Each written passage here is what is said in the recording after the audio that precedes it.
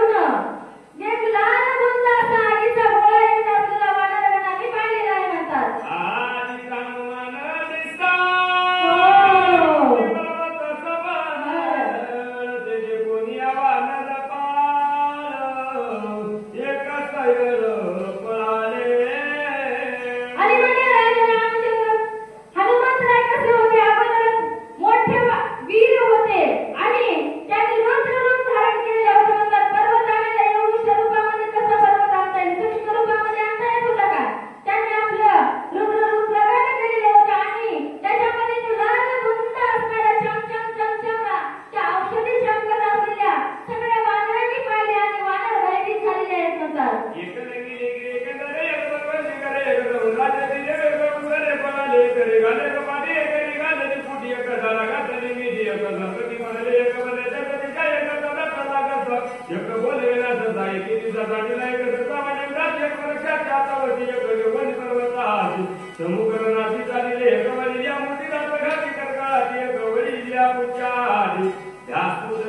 आणि म्हणजे कोणत्या त्या लाल गुंड आगीच्या गोळ्या बघितल्याच्यानंतर वानर काही घ्यायला लागले कोणी कोणीकडे पळत होते कोणी रानामाळ लागत होते कोणी पर्वताच्या आडवर जाऊन लपत होते कोणी झाडावर बसत होते परंतु त्याच्यातले काही वानर वीर आपल्या सुजक मंडळीसारखे होते म्हणतात काही झालं तरी चालेल परंतु आपली जागा आपण सोडायची नाही आणि त्यांच्यावर दात ओठ खाऊन युद्धासाठी सज्ज होत होते म्हणतात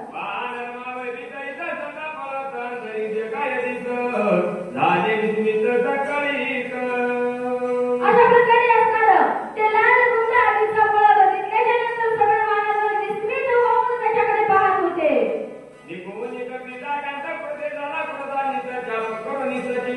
काय बोलत रघुवीरा आणि म्हणजे त्याला वाटत होतं की रावणानं अजून काहीतरी माया केलेली असावी आणि उर्वरित वानरगणांना मारण्यासाठी काहीतरी एखादा राक्षस पाठवला असावा म्हणून राजा रामचंद्र प्रभूने आपला बाण सज्ज केलेला आहे म्हणतात सुग्रीवाने गिरीच्या नागनादी वानरगण स्वस्त करून यांचं करून माझे वचन परिसावे अशा प्रकारे राजा रामचंद्र प्रभू सुग्रीवाला अंगदाला सगळ्या वानरगणांना काय बोलत होते म्हणतात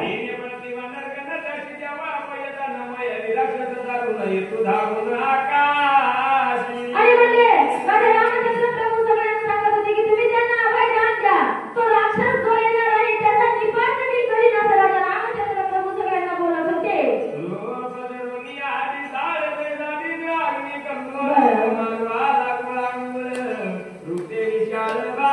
आणि म्हणजे मोठा विराट रूप धारण करून एक राक्षस येत आहे म्हणजे परंतु त्याचा निपात आपण करूया तुम्ही शांत राहा तुम्ही भिवू नका असं राजा रामचंद्र प्रभू सगळ्या वानरांना धीर देत होते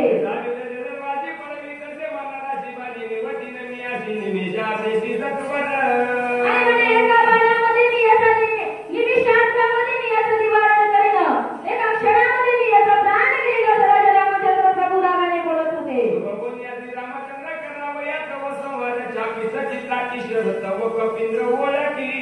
आणि काही वानरांनी शहाणे वानर समोर आल्यामध्ये त्यांना ओळखू आलं की राजा रामचंद्र प्रभूचा हा दूतच आहे हनुमंतराय आहे गेलेला म्हणून ज्यावेळेस राजा रामचंद्र प्रभूने बाण आपला सज्ज केलेला होता त्यावेळेस काही शहाणे वानर आले म्हणजे आवडाने आपलाच मार्ग आहे असं म्हणून सांगत होते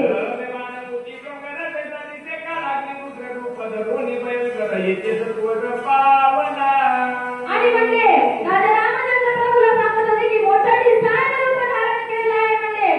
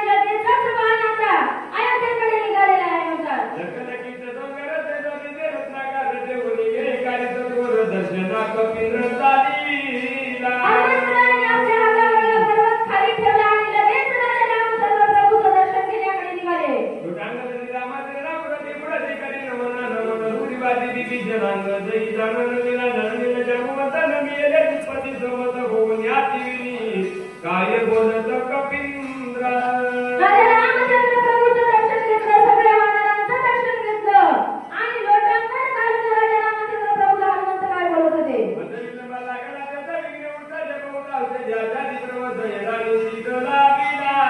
आणि मला राजा रामचंद्र प्रभूला हनुमंतराय सांगत होते की मला वाटेमध्ये खूप विघ्न आले म्हणून मला उशीर झाला, अशी माहिती हनुमंतरायाने सांगायला सुरुवात केलेली आहे.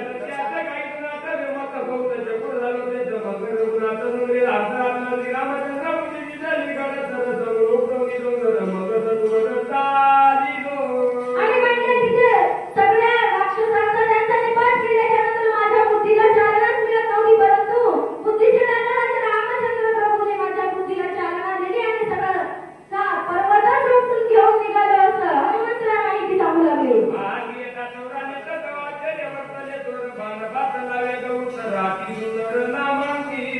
आणि म्हणजे मी वाटेने येत असताना अयोध्या नगरीला गेली आणि तिथून एक नामांकित रामाच्या नावाचा बाण माझ्याकडे आलेला हनुमंतराय राजा रामचंद्र प्रभूला सांगत होते.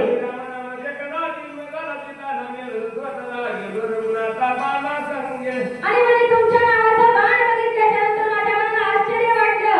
त्या बाणाने मला खाली नेलं आणि त्या बाणाच्या सोबत मी तिकडे गेलो असं हनुमंतराय राजा रामचंद्र प्रभूला माहिती सांगू लागले.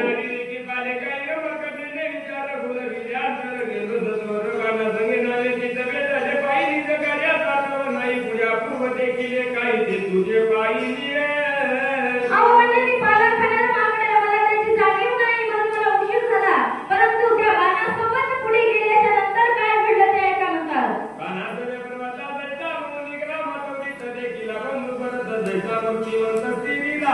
अहो म्हणजे मी बाणासोबत खाली गेल्याच्या नंतर जसं काही तुम्ही राजा रामचंद्र प्रभू स्थिती उभी राहिली असावी अशी मूर्ती मी त्या ठिकाणी पाहिली म्हणतात.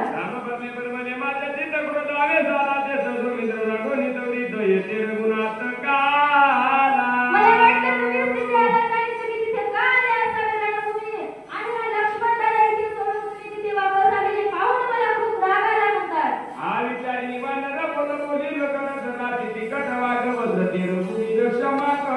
आणि म्हणजे तुम्ही तिथे वापस आल्याचं पाहिलं आणि तुमचा मूर्तिमंत पुतळा भरत राजा तिथे पाहिल्याच्या नंतर मी त्यांना विनाकारण काहीतरी वाईट बोललो म्हणून तुम्ही मला क्षमा करावी असं राजा रामचंद्र प्रभूला हनुमंतराय बोलत होते.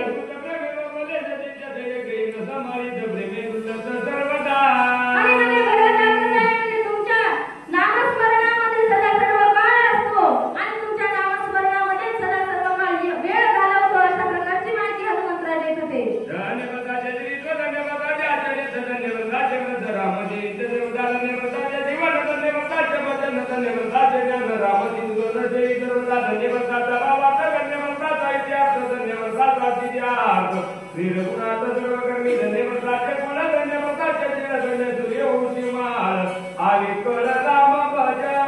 अहो म्हणजे भरताला जितकी धन्यता द्यावी तेवढी कमी म्हणजे त्याचं बंधुप्रेम त्याची तुमची भक्ती पाहिल्याच्या नंतर माझं मन काही वरून गेलेलं आहे म्हणतात.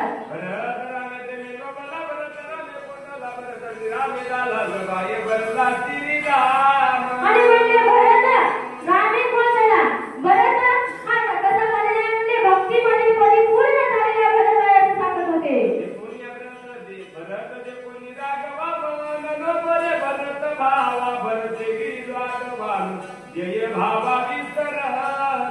आणि म्हणजे त्यांची ती भक्ती त्यांचं ते बंधुप्रेम पाहून त्यांच्याकडे बघितल्याच्या नंतर माझं सगळं ते भान हरपून गेलं होतं म्हणतात.